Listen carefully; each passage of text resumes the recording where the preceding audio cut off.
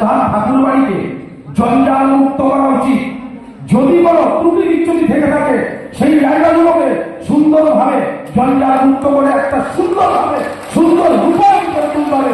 ঠাকুর বাড়ি আমাদের ঐতিহ্যের জায়গা, আমাদের শ্রীরাম ঠাকুর নাম ঠাকুর বাড়ি আমাদের ঐতিহ্যের জায়গা।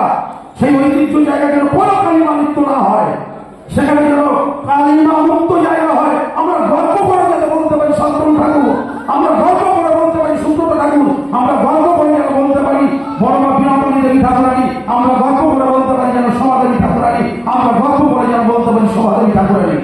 এই গর্বের জায়গা আমাদের তৈরি করা দরকার। আজকে এইখানে কিছু মানুষ যদি সেই গর্বটাকে নষ্ট করে দেয় তাহলে সত্যি আমাদের দুর্ভাগ্য, আমরা দুর্ভাগা।